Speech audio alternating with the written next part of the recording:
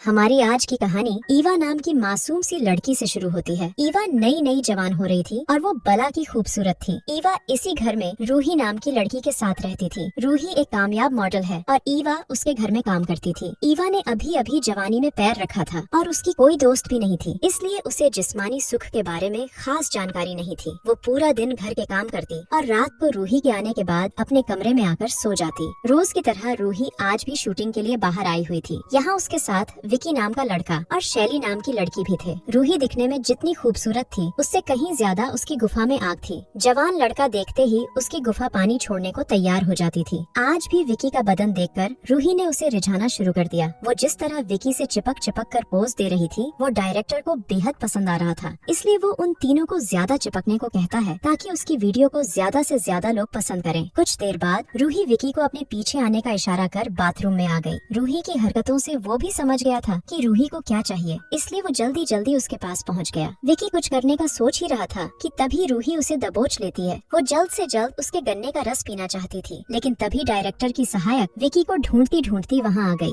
रूही के पूछने पर वो बताती है कि मैं विकी को ढूंढ रही हूँ, क्या तुमने उसे कहीं देखा है? रूही कहती है कि मैंने किसी को नहीं देखा और इतना कहकर वो उसके साथ ही चली जाती है। सहायक के आने से विकी को बहुत बुरा लगता है क्योंकि उसने उसका मजा खराब कर दिया था। कुछ देर बाद वो तीनों फिर से अपने काम पर लग गए और सबको रूही का काम बहुत अच्छा लगता है। इधर रूही अपने काम में बिजी थी और उधर ईवा घर की साफ सफाई कर रही थी। वो जब रूही के कमरे में आती है तो उसे रूही के कुछ खास खिलौने मिलते हैं। ईवा नहीं जानती थी कि ये किस काम के हैं, इसलिए वो थोड़ी देर उनके साथ खेलकर वापस अपने काम पर लग जाती है। जल्दी ही रात हो गई। ईवा घर के काम कर अपना मोबाइल देख रही थी। इसी बीच रूही भी वापस आ गई और वो अपने साथ विकी को भी लेकर आई थी। ईवा रूही से खाने के बारे में पूछती है, जिस पर रूही बताती है कि हम खाना खाकर आए हैं और अब तुम भी खाना खाकर सो जाओ। इतना कहकर वो विकी के साथ अपने कमरे की तरफ जाने लगी। ईवा समझ गई थी कि अब वो दोनों क्या करेंगे। रूही और विकी कमरे में आते ही धमाके करने लगे थे और उनकी आवाजें बाहर तक सुनाई दे रही थी। ईवा कमरे के बाहर कान लगाकर रूही की चीखें सुनने लगी और चीखें सुनकर वो भी गर्म हो गई। अब उसका भी दिल बंदूक के मजे लेने को करने लगा। अंदर विकी रूही को दबाकर मजे दे रहा था और बाहर रूही का हाथ अपने आप उसकी गुफा की तरफ जाने लगा था। अगली सुबह ईवा नाश्ता लगा रही थी और तभी विकी भी नीचे आ गया। ईवा उसे नाश्ता करने को कहती है, जबकि विकी उसका धन्यवाद कर उसे घर का दरवाजा खोलने को कहता है। ईवा जब दरवाजा खोल रही थी तो विकी उससे कहने लगा कि तुम बेहद खूबसूरत हो, तुम्हें देखकर कोई नहीं कह सकता कि तुम एक नौकरानी हो। अपनी तारीफ सुनकर ईवा शर्माने लगी। विकी के पूछने पर वो बताती है कि मेरे पिता की मौत हो गई है, इसलिए घर चलाने के लिए मुझे पढ़ाई छोड़कर ये काम करना पड़ रहा है। विकी की बातों से साफ साफ पता लग रहा था कि उसे ईवा अच्छी लगने लगी है, लेकिन वो बिना कुछ बोले ही वहाँ से चला जाता है। उसके जाते ही ईवा की नजर अपने सामने वाले घर पर पड़ती है, जिसका नौकर अपने मालिक की गाड़ी धो रहा था। इस लड़के का नाम लियो था। ये दोनों मन ही मन एक दूसरे को पसंद करते थे, इसलिए एक दूसरे को देखते ही इनके मन में लड्डू फूटने लगते हैं। दोनों का नैन मटक्का अभी शुरू हुआ ही था कि तभी लियो का मालिक उसे आशिकी करते देख गुस्सा हो गया और वो लियो को खरी खोटी सुनाने लगा। लियो को डांट पड़ते देख ईवा को बुरा तो लगता है, लेकिन वो कुछ कर नहीं सकती थी। इसी बीच रूही ईवा को आवाज लगाती है। ईवा जल्दी जल्दी उसके कमरे में आती है। रूही ने कपड़े नहीं पहने थे, इसलिए ईवा नजरें घुमाकर उससे बात करती है।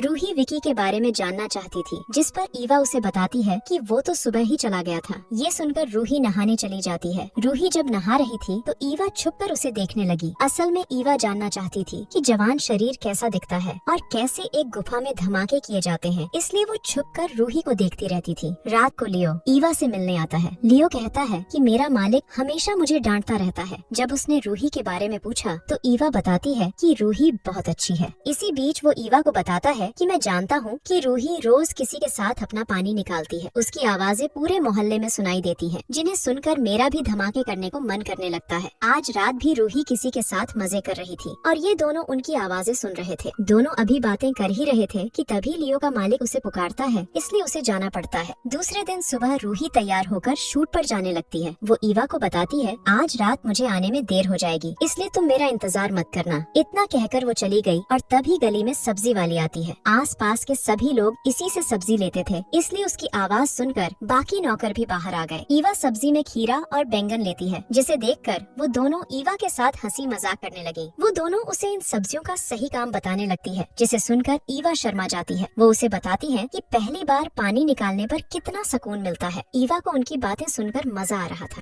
सब्जी लेने के बाद वो घर की साफ सफाई करने लगी। रूही के कमरे जिसमें से उसे पहले कुछ पैकेट मिलते हैं और फिर उसके हाथ 3-4 सुरक्षा कवच लगते हैं जो भरे पड़े थे। ईवा जल्दी जल्दी सारा कचरा उठाकर कूड़ेदान में फेंक देती है। देर रात को जब ईवा नींद में थी तो लियो उसे आवाज लगाता है। जब ईवा उससे मिलने बाहर आई तो वो उसे रूही की गर्म आवाजें सुनने को कहता है। रूही की आवाजें सुनकर लियो गर्म हो गया और वो खुद पर काबू नहीं कर पाता। वो ईवा को भी गर्म करने की कोशिश करता है, लेकिन जल्दी ही ईवा उसे रोक देती है और उसे वापस जाने को कह देती है। उसे थोड़ा बुरा तो जरूर लगता है, लेकिन वो ईवा से प्यार करता था, इसलिए वो चुपचाप वहाँ से चला जाता है। इसके बाद ईवा अपने कमरे में आ गई। भले ही उसने लियो को भगा दिया था, लेकिन उसकी हरकत ने ईवा के बदन में आग लगा दी थी। दिन में उसने जो सब्जी ली थी अब वो उसका इस्तेमाल करने लगती है। देखते ही देखते उसने लियो को याद करते करते अपनी गर्मी शांत कर ली। सुबह जब ईवा रूही को जगाने उसके कमरे में आई तो उसे रूही के कमरे में शैली दिखती है। मतलब रात को रूही किसी लड़के के साथ नहीं बल्कि शैली के साथ मजे कर रही थी। ईवा नाश्ते के लिए कहकर दरवाजा बंद कर देती है और फिर उन दोनों की आवाजें सुनने लगती है। रूही को शैली के साथ देखकर ईवा समझ गई कि रूही को लड़के लड़कियां दोनों ही पसंद हैं। कुछ देर आवाजें सुनने के बाद वो नीचे आकर नाश्ता करने लगी, जबकि रूही और शैली की गर्म आवाजें पूरे घर में गूंज रही थी। थोड़ी देर बाद जब वो दोनों चली गयी तो लियो ईवा से मिलने आता है। वो ईवा से कल रात के लिए माफी मांगने आया था। वो कहता है कि रूही की आवाजें सुनकर मैं बहक गया था, लेकिन अब से मैं ध्यान रखूंगा। ये सुनकर ईवा उसे माफ कर देती है। आज रात फिर से ईवा लियो से मिलती है। वो उसे बताता है कि मैं तुमसे बहुत प्यार करता हूँ।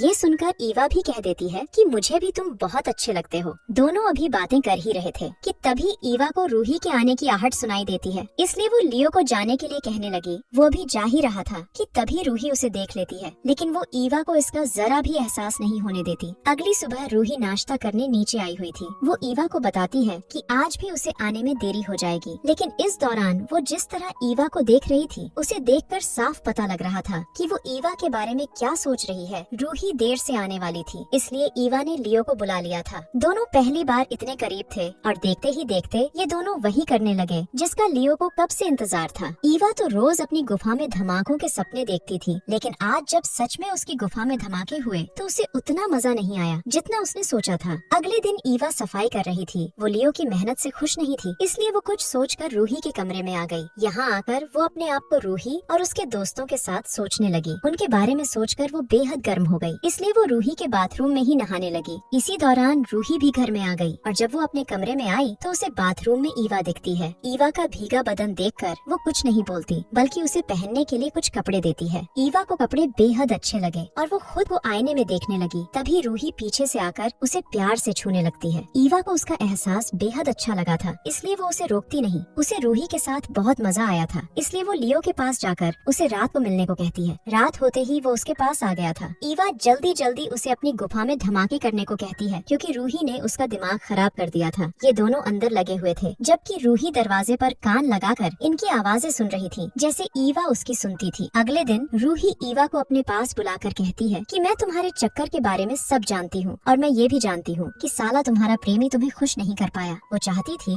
कि आज रात वो ईवा और उसके प्रेमी के साथ पानी निकाले। पहले तो ईवा मना करती है, लेकिन फिर रूही के मनाने पर वो मान गई। रात होते ही उसने लियो को बुला लिया। पहले तो वो खुद उसके साथ शुरू होती है और फिर रूही उनके पास आ गई। रूही को देखकर वो समझ गया कि यहाँ क्या होने वाला है। वो रूही और ईवा पर बेहद गुस्सा करता है। उसका दिल तो कर रहा था कि वो कमीनी रूही को खेतों में भगा भगा कर गोली मारकर मार दे, लेकिन वो खुद पर काबू रखता है। वो ईवा को बताता है कि मैं तुमसे बहुत प्यार करता हूँ, लेकिन मैं ये सब नहीं कर सकता। ईवा उससे माफी मांगती है, मगर वो गुस्सा होकर चला गया। कुछ दिनों बाद ईवा रूही के साथ बाहर आई हुई थी, तभी वहाँ लियो आता है। असल में रूही को अपनी गलती का एहसास हो गया था और उसने लियो से माफी भी मांग ली थी। कहानी के आखिर में ईवा को उसका प्यार मिल जाता है और इसी के साथ इस कहानी का यही अंत हो जाता है। हमारी वीडियो देखने के लिए बहुत बहुत धन्यवाद। अगर आप ऐसी ही वीडियोस के दीवाने हैं तो प्लीज मेरे चैनल को जरूर सब्सक्राइब करें। मिलते हैं अगली वीडियो में, तब तक के लिए नमस्कार।